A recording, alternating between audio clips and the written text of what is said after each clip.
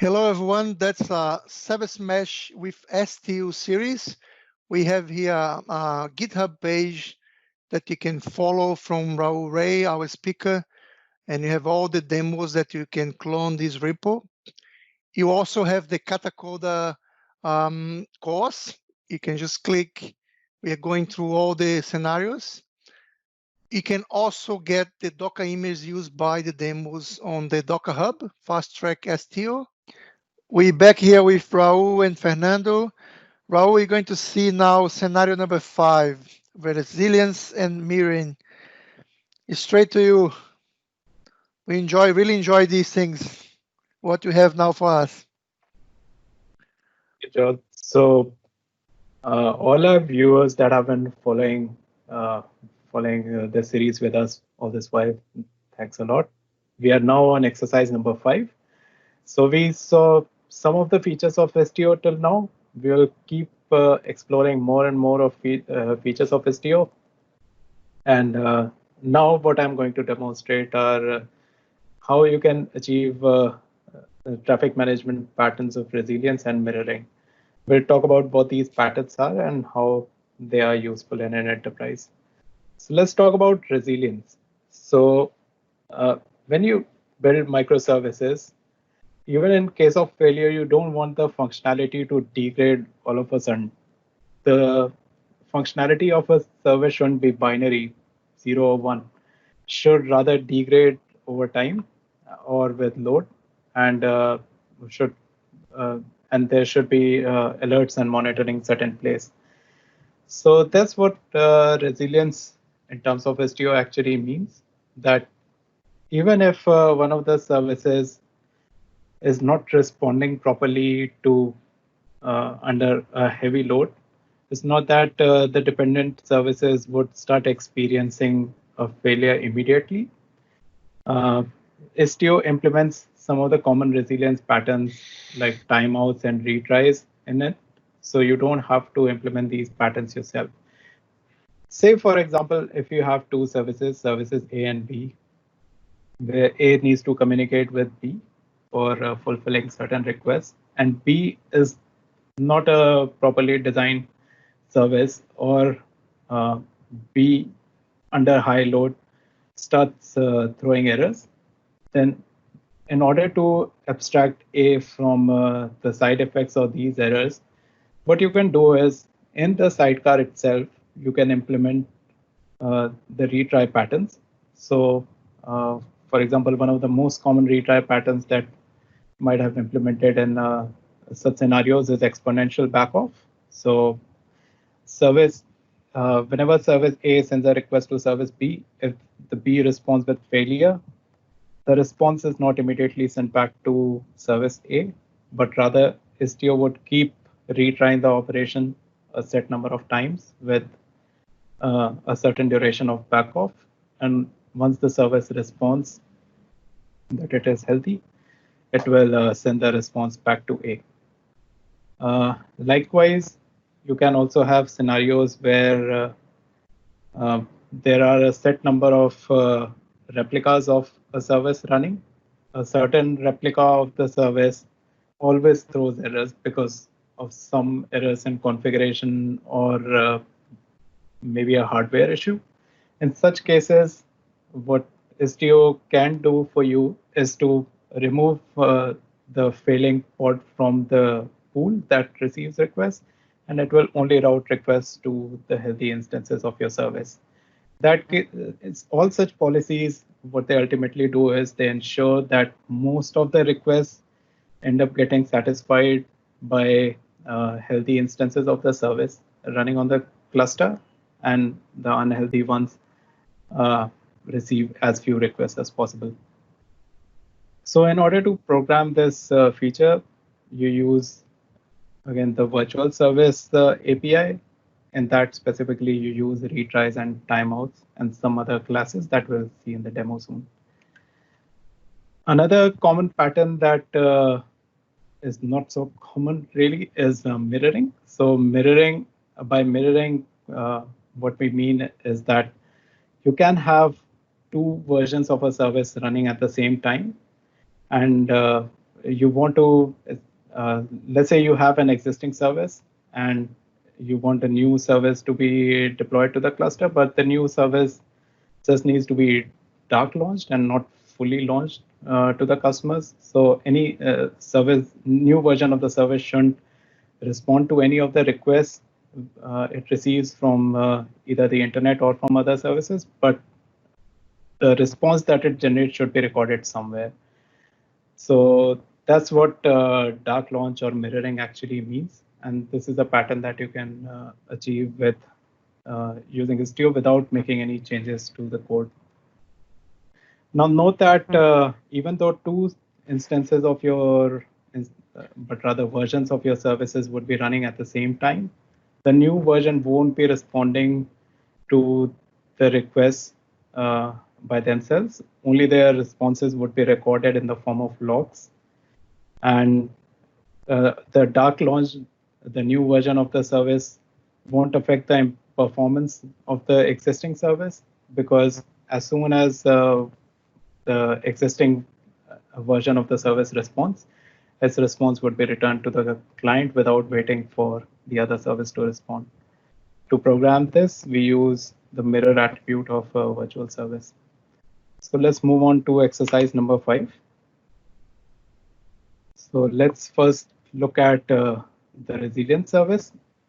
So in order to demonstrate resilience, the Books API contains an endpoint which responds with error for 80% of the requests that it receives. It only succeeds for 20% of the requests. And we will first deploy the Books API and expose it via the gateway and send a few requests to it in order to monitor its behavior. We will then make this service resilient so that it responds with success on most of the requests. So let's look at the spec that we are going to deploy. The first spec would be the book is in the file books.yaml. So here you can see that the first part contains the namespace. It has the Istio injection enabled, which means that a sidecar will be deployed along with it. You will now see the next spec is the deployment.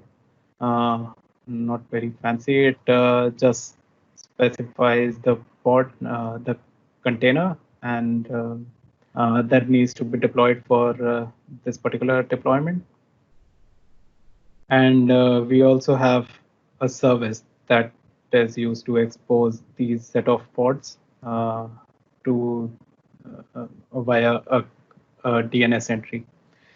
So any request that reaches this service would ultimately reach these set of pods. So next, in order to expose this service, we'll use the same old trick of having a gateway. So there's nothing fancy in this gateway. It's just accepting traffic at port 80. And in addition to that, what we have is a virtual service that is bound to this gateway. But all it does is it routes the request to the Books API service that we declared in the other specification. So in order to deploy these two specs, I would just run a single command. These are not many specs. I will just use a simple command to deploy these two files together. And what you would see here is that it creates two services and a gateway. Let's head back to our API. If you hit this API now, you would receive a different response. It's not yet. No, I think I am hitting the wrong API endpoint. So yeah. So if you hit the feeling lucky endpoint of the API,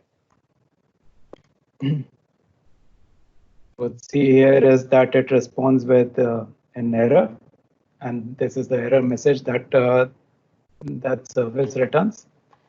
If you try the operation several times, in some of the cases you would find a success response.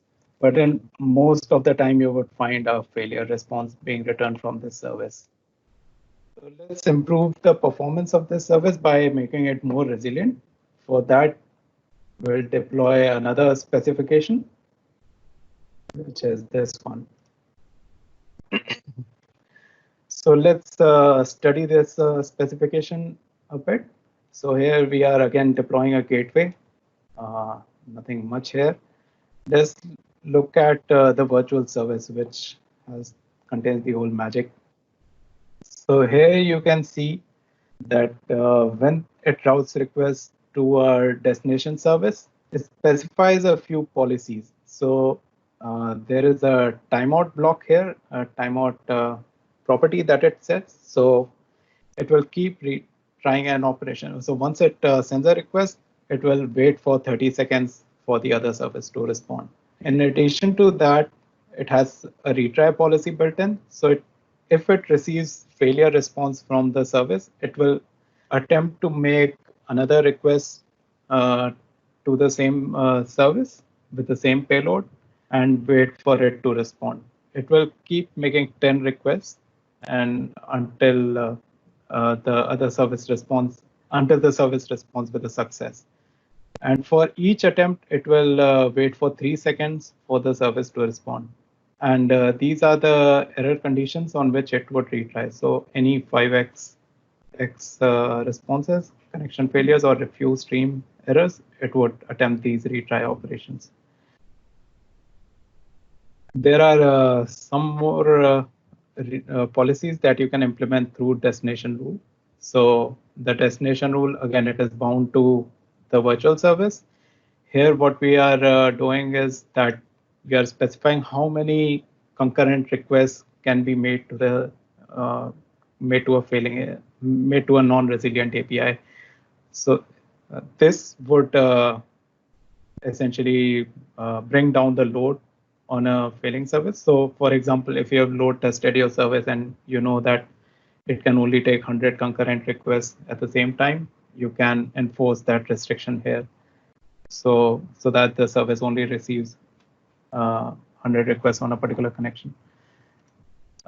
We also have an outlier detection property set here.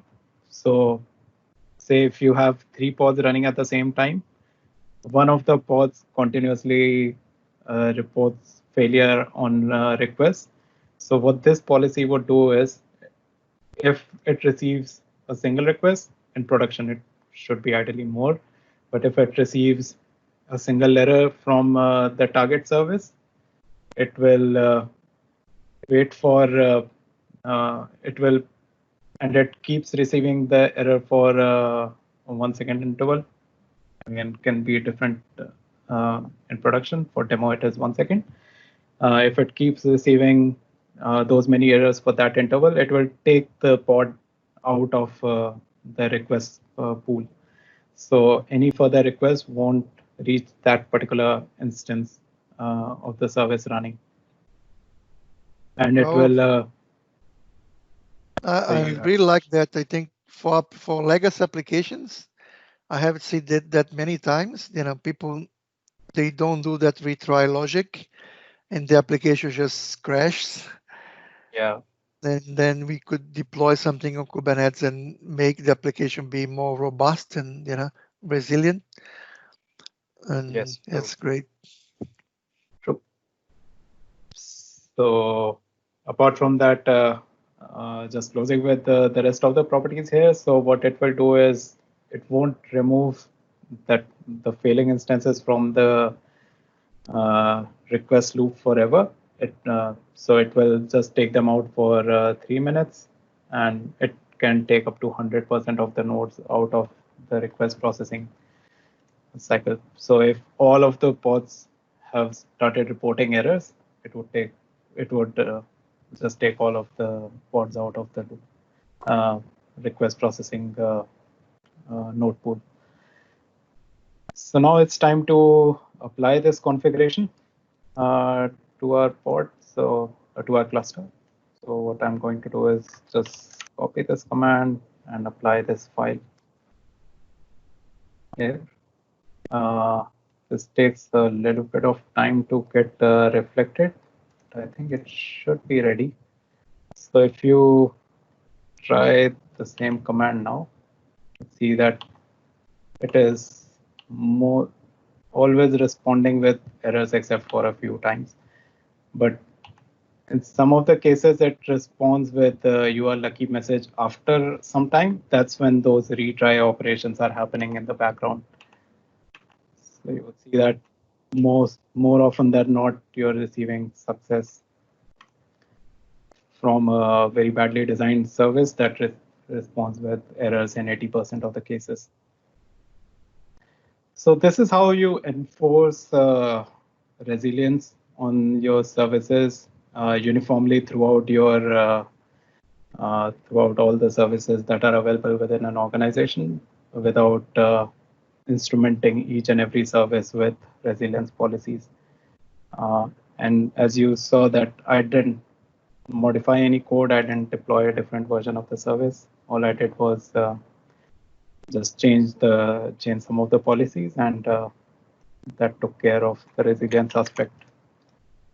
So I'll clear this namespace because I need to use it for my other demo, which is mirroring.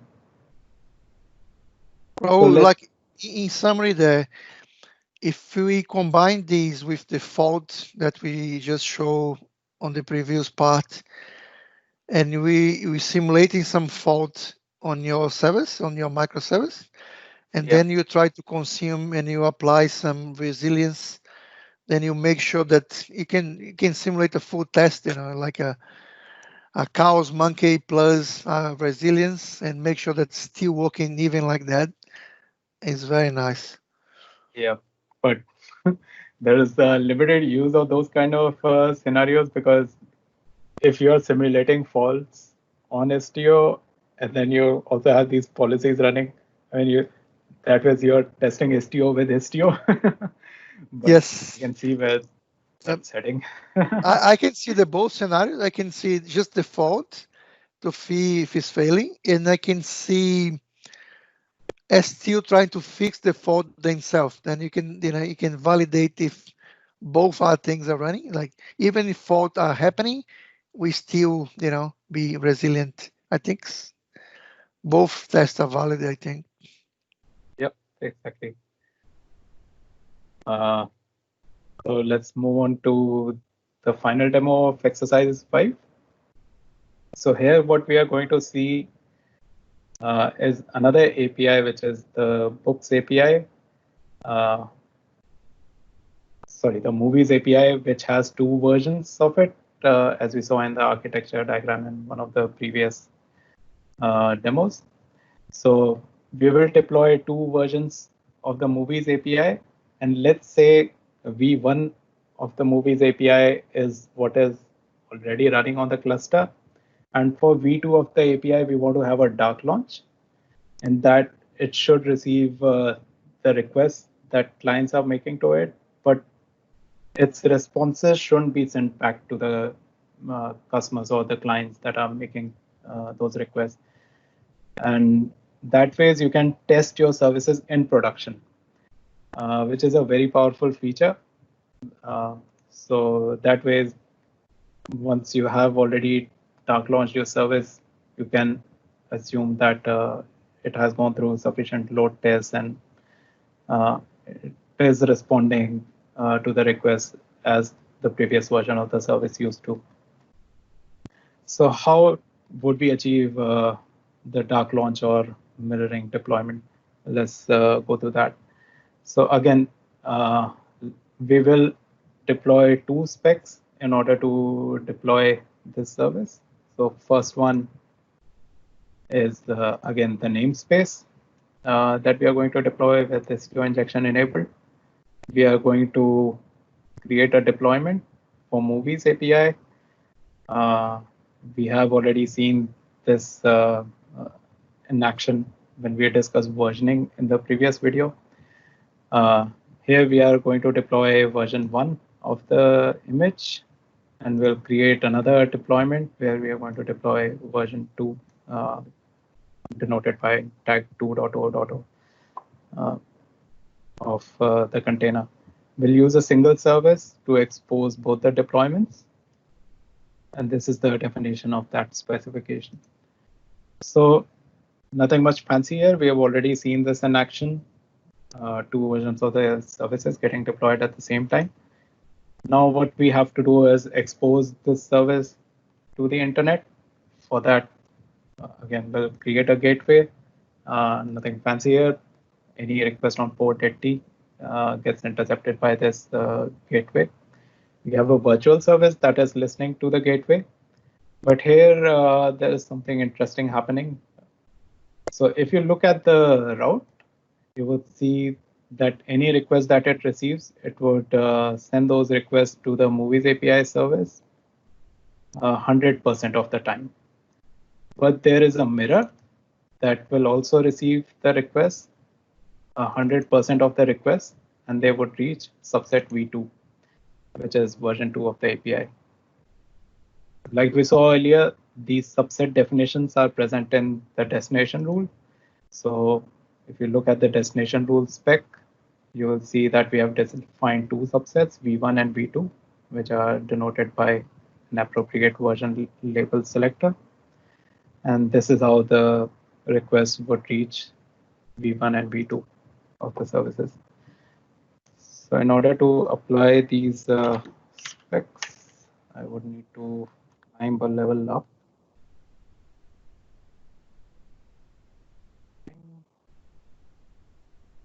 And we apply mirroring specs now. So it created two deployments, a service, a gateway, a virtual service, and a destination rule. Now let's do something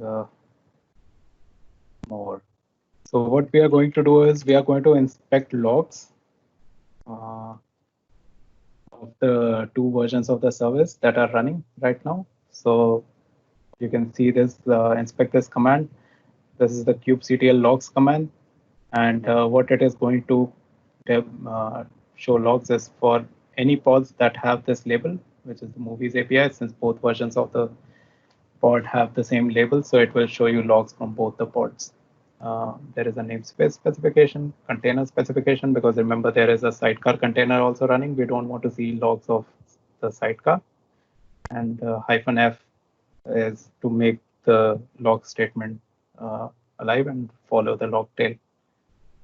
So we'll execute this, and you would see that there are two listeners, one for v1 and v2 listening at the same time.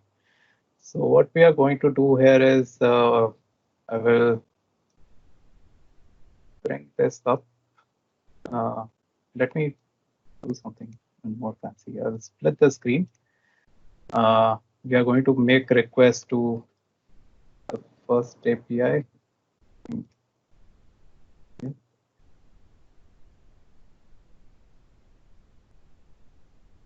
And you will see the logs here. Sorry, I entered the wrong URL. So you can see that v2 is responding to the request as well, but we are only receiving response from v1 of the service. Now I can send many more requests, and you would see that on every request, v2 is also getting invoked, but the response is only coming from v1 all the time. So this is how you can dark launch a service in parallel to your existing workloads. So this concludes our discussion of the two other patterns that I wanted to cover from traffic management space on how to do dark launch and how to make your services more resilient by implementing the resilience and the mirroring patterns. Thank you. Thank you, Raul. It's great to see these, these kind of resource and techniques can be used by the developers now. They don't even have to talk with sysadmins to do these things.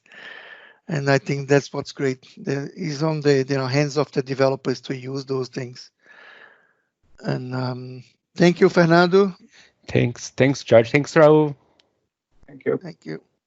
If you want to follow Raul Ray, our speaker, just go for his blog, thecloudblog.net. There's a lot of blogs here, a lot of content. You can see links for his books. One of the books is the STU book, just released a few months ago. It's a very nice one. I really like the Kubernetes one as well. Have had a look before.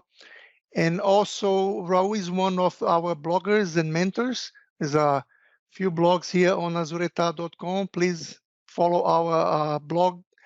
And Raul is here as one of our main mentors. Thank you for following and helping. The community is all about helping others to publish content. Thank you.